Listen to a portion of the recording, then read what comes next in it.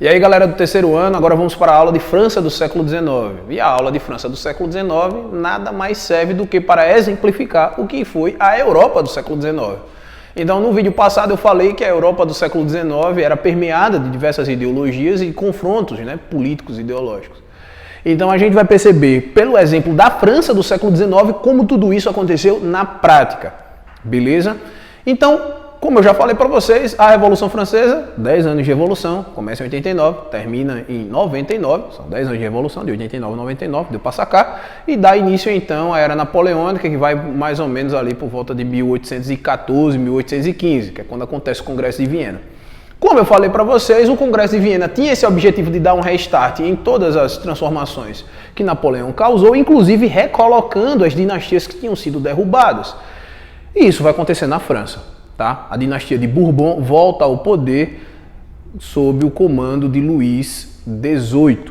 Tá? Luís XVIII assume o poder, então nós temos uma restauração monárquica e absolutista na França. Só que tem um detalhe, a gente precisa colocar em mente que a França do século XIX não é aquela França do século XVIII, né? Ou seja, a França agora pós-revolução, como o nome já diz, passou por uma revolução.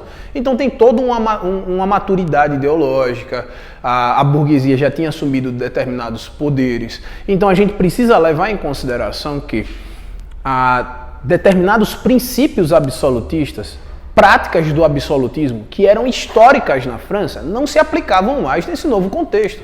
Não adiantava um rei querer governar como seus avós governavam. Tá? Então teria, de alguma maneira, que conceder privilégios a essa alta burguesia que detinha o poder econômico e que tinha conseguido então deter o poder político durante um tempo e que não ia largar o osso nem a pau.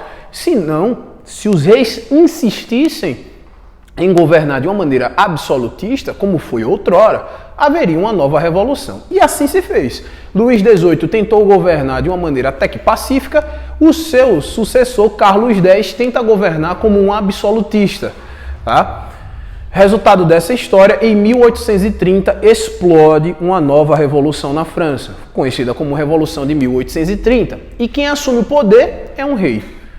Só que esse rei, Luís Filipe de Orleans, ele assume o poder, vamos dizer assim, apoiado pela burguesia e com a proposta de ser um rei, ser um monarca, mas governar de acordo com princípios iluministas, de maneira administrativa, de maneira burocrática, né? Seguindo a Constituição, seguindo a lei, tá? Respeitando os princípios de individualidade, tá? O princípio de legitimidade, o princípio,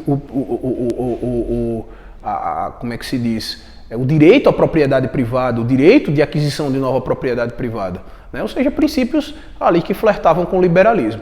É até por isso que Luís Filipe de Orleans acaba sendo considerado o rei burguês. Ele fica conhecido na história como o rei burguês. Se você quiser saber mais um pouco sobre ele, dá um Google aí, que eu tenho certeza que você tem internet para isso. Até porque está assistindo esse vídeo. E aí o que acontece?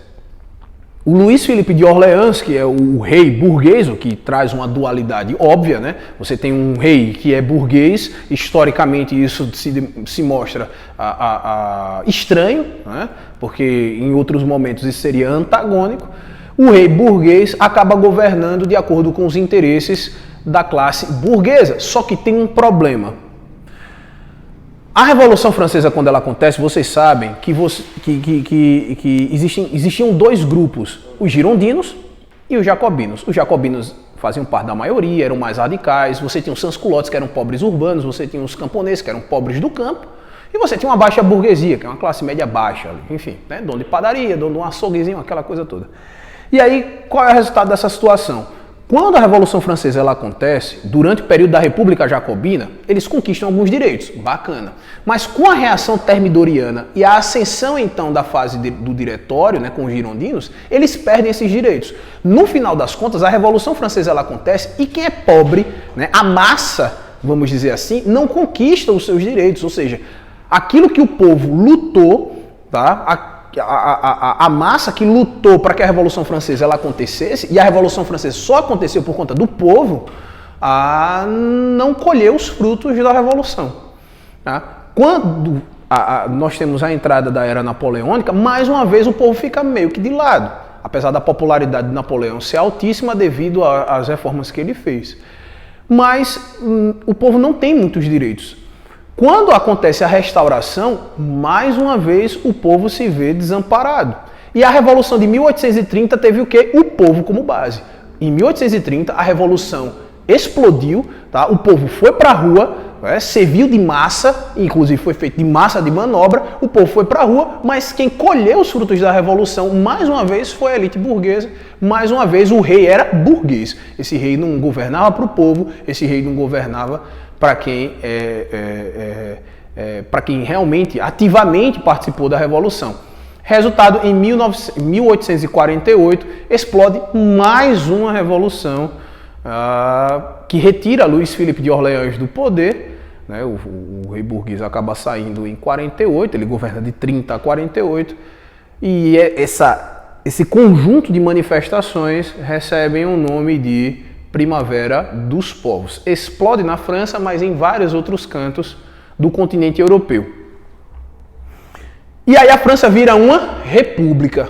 Não é que maravilha? A França vira uma república, vai ter voto universal, vai ter garantia de direitos, uma nova constituição. A França vira uma república. É a segunda república francesa. Quem se candidata para a presidência? O sobrinho de Napoleão. Outro Bonaparte. Ele se ganha com 70% dos votos, aproveita da popularidade que teve na votação republicana. O que é que ele faz? Se coloca como imperador. Pois é, a França mais uma vez volta a ser uma monarquia governada por um imperador, mais um Bonaparte assume o poder. Tá? É aí onde nós temos uma outra manifestação, essa chamada de Comuna de Paris. E a Comuna de Paris instala uma nova república na França, é a Terceira República Francesa. E onde é que eu quero chegar com toda essa transformação? Eu falei que o século XIX era cheio de intrigas políticas e ideológicas, ou seja, você percebe uma grande efervescência ideológica. Tá? Socialismo científico, utópico, o liberalismo, o absolutismo resistindo. E aí, quando você estuda a história da França, você percebe na prática, como é que isso aconteceu? Você percebe, vamos dizer assim, como a França é um exemplo de toda essa turbulência política que a Europa estava passando. Então a França era uma monarquia absolutista, sofreu a Revolução Francesa, virou uma monarquia constitucional, depois virou uma república, veio o Diretório, veio Napoleão, veio o Império Napoleônico, depois Napoleão sai, a França volta a ser uma monarquia, depois vem um rei que é burguês, tá? Depois vem uma república, é eleito um Bonaparte, vira império de novo, depois vem a Comuna de Paris, aí volta para a república. Então você percebe que a França do século XIX ela está imersa a uma instabilidade política sem precedentes. Né? Ou seja, é quase um século de instabilidade política. Você não foi durante muito tempo uma monarquia, não foi durante muito tempo uma república, sofreu manifestações de cunho socialista, como a Comuna de Paris, sofreu manifestações de cunho meramente popular, como foi a Revolução de 1830. Então, assim, quando você estuda em sociologia as ideologias do socialismo científico, utópico, liberalismo, a gente estuda isso teoricamente. Né? A gente vê quais são os princípios, a visão de mundo, o que estrutura, as obras. Tá? Aplicado na história, a gente percebe que isso acontece no século XIX e aí a gente vê claramente como isso cria uma turbulência louca no continente europeu. Professor, é só isso? Não, ainda tem outro problema.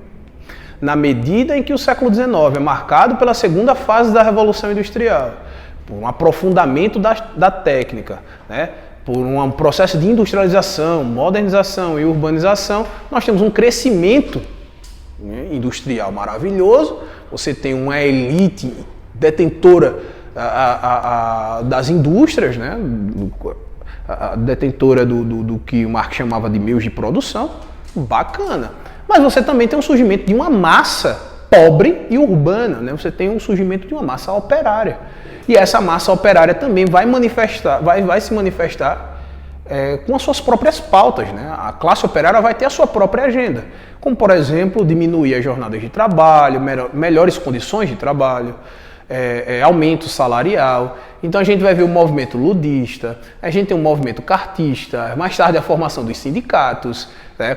Além de tudo isso, nós temos a Igreja Católica que desenvolve uma teoria social, de crítica social. Então o século XIX é marcado por toda essa turbulência que eu expliquei, tanto nesse vídeo quanto no outro.